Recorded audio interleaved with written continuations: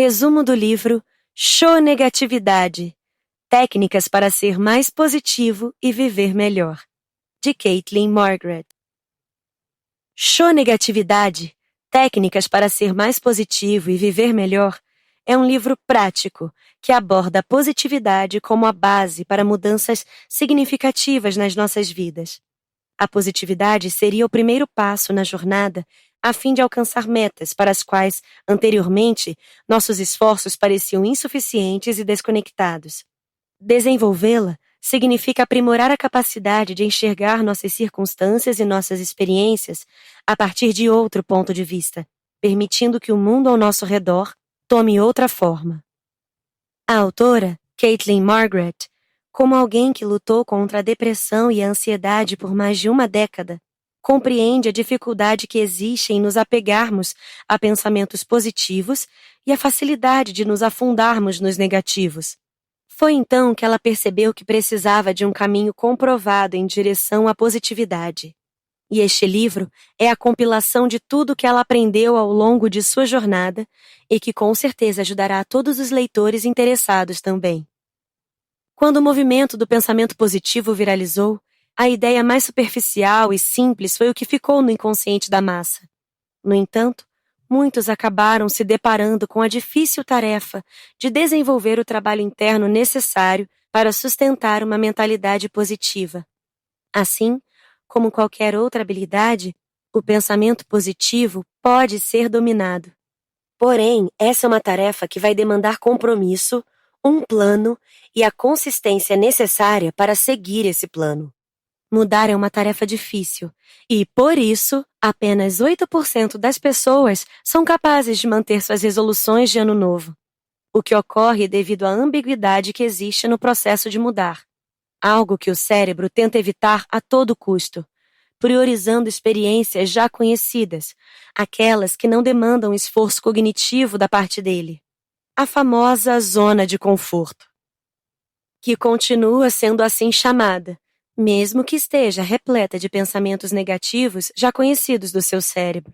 A falta de motivação recorrente, que nos impede de manter energia ou desejo de buscar nossos sonhos e metas, é frequentemente resultado dos pensamentos negativos, do diálogo interno negativo.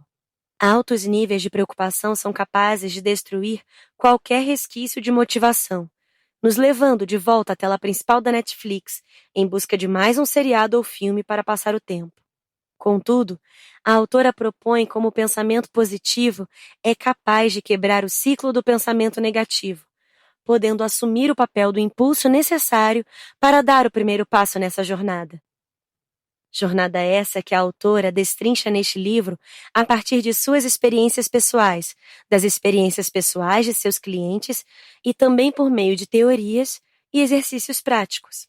Sabendo da tendência de nosso cérebro de evitar a ambiguidade, Caitlin ressalta que os exercícios deste livro podem nos deixar desconfortáveis, o que pode gerar uma vontade de largar ele de lado e não conseguir trilhar o caminho da positividade.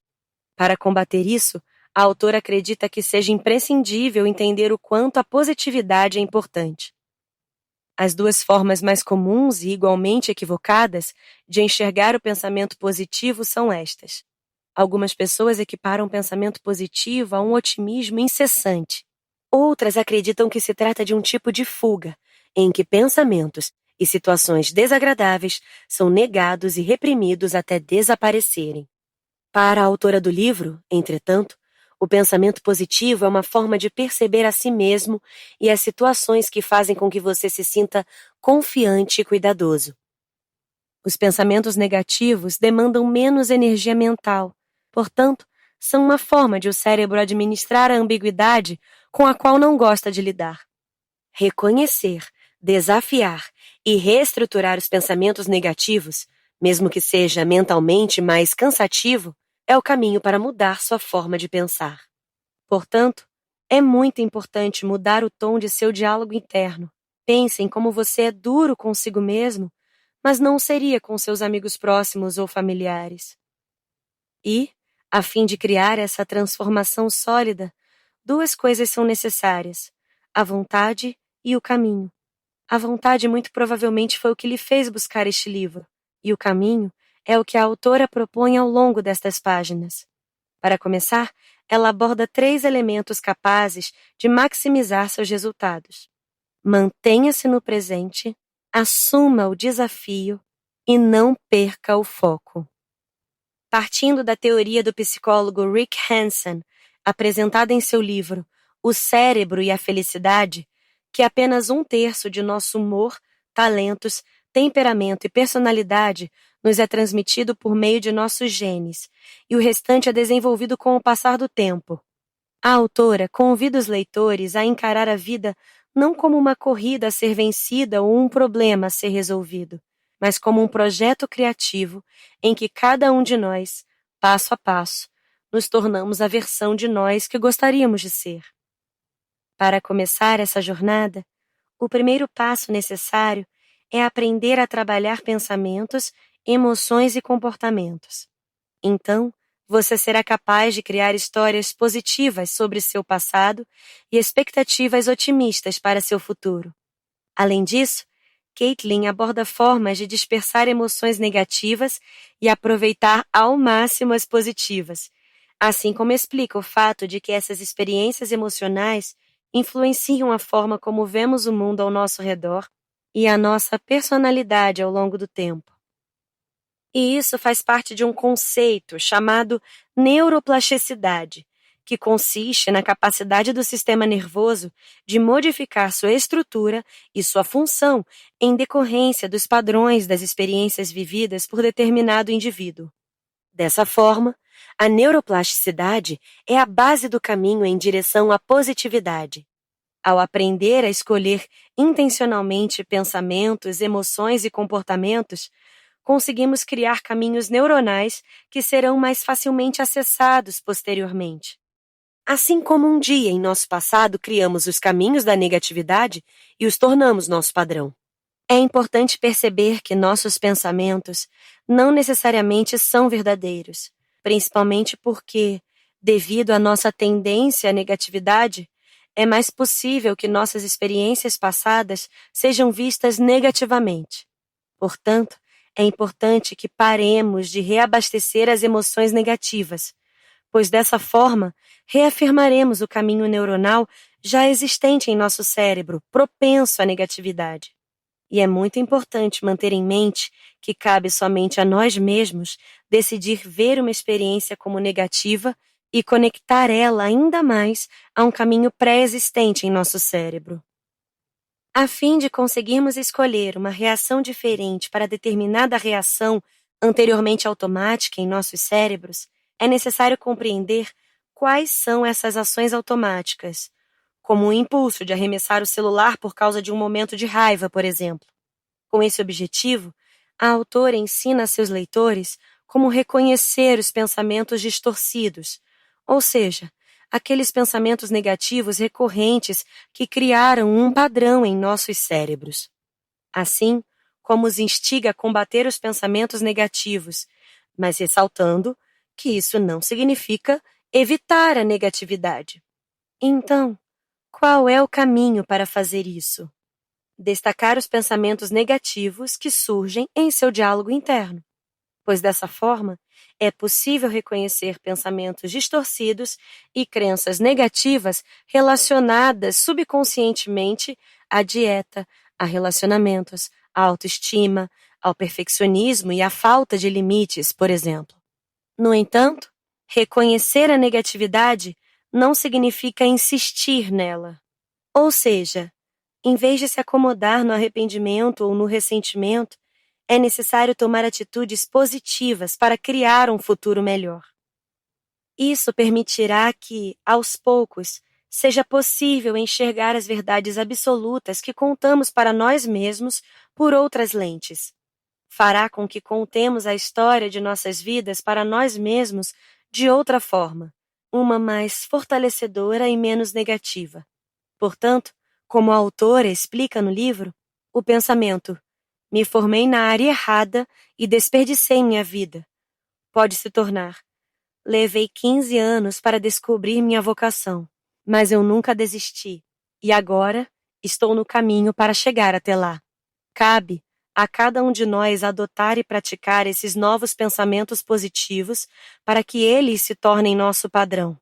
Esse movimento consciente de reconhecer nossas questões mais profundas em conjunto com esforços eficazes e focados em melhorar os pensamentos positivos é capaz de melhorar a mentalidade e o humor dos indivíduos. Seguindo a jornada em direção à positividade, a autora ensinará ao leitor como ir além da simples busca pela felicidade, definindo e empregando valores para criar a realização duradoura e aprendendo a lidar com os percalços que sem dúvida surgirão ao longo dessa jornada. Estudos já comprovaram que pessoas que valorizam demais a felicidade tendem a experimentar essa sensação com menos frequência, se sentem menos satisfeitas com suas vidas e apresentam menor bem-estar psicológico. Isso acontece porque, ao valorizar demais a felicidade, criamos expectativas muito altas e que facilmente resultarão em sentimentos de frustração.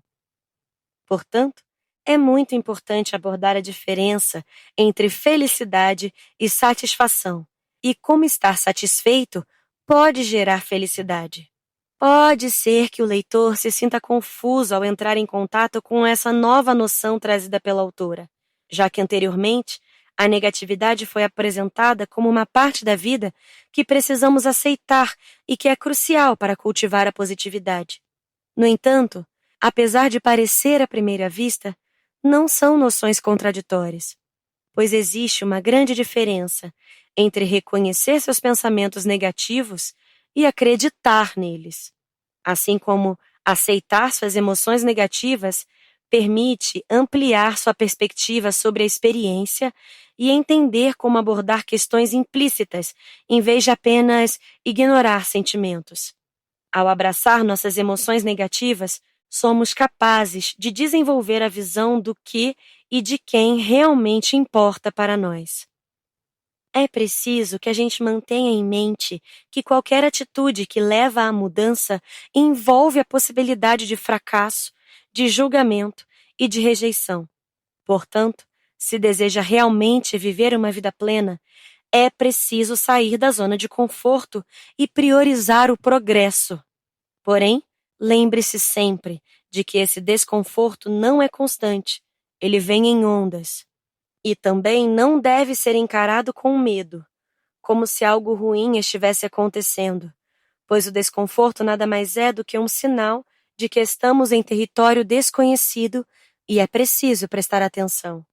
E, para conseguir prestar atenção e romper o fluxo emocional, a principal estratégia é desacelerar a respiração, o que nos permite novamente acessar o córtex pré-frontal.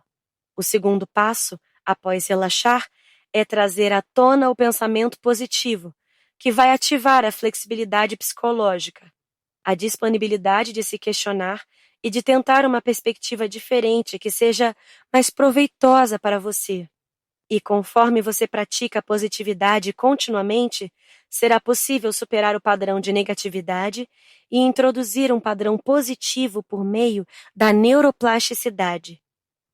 O primeiro passo é abraçar a imperfeição, algo que a autora aborda a partir de suas experiências pessoais com a depressão causada pela busca da perfeição. Em sua concepção, o perfeccionismo não se trata de excelência, mas de medo. Tememos ser rejeitados ou indignos, caso não consigamos acertar absolutamente tudo o que fazemos. No entanto, quando não conduzimos nossos medos, eles acabam nos controlando, o que nos leva à ansiedade, à inautenticidade e à autocrítica. Vale ressaltar também que não há nada de incorreto em buscar padrões elevados. O território do perfeccionismo é atingido quando os padrões são excessivamente exigentes e autoimpostos. Além disso, é importante lembrar que nada foge das críticas. Não importa o quão perfeito você considere algo. Sempre haverá alguém capaz de achar falhas, normalmente você mesmo. Portanto, superar o perfeccionismo não significa evitar opiniões de outras pessoas, mas corrigir o tipo de pensamento distorcido que o fez adentrar no estado de perfeccionismo em primeiro lugar. Avaliar nosso progresso como fracasso total ou sucesso completo é um dos motivos pelos quais nos deixamos levar pelo perfeccionismo, porque acabamos focando nos pequenos deslizes como algo muito maior do que realmente são.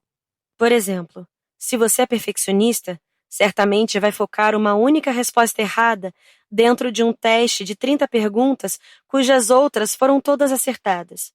Para combater esse padrão de negatividade, a autora sugere documentar nosso progresso, ressaltando que nosso cérebro tem a tendência natural de contornar nossos sucessos e, portanto, cabe a nós focar o que está dando certo tanto quanto o nosso cérebro busca focar o que está dando errado. Neste ponto do livro, o leitor já está munido com todo o conhecimento e as ferramentas necessárias para trilhar o caminho da positividade.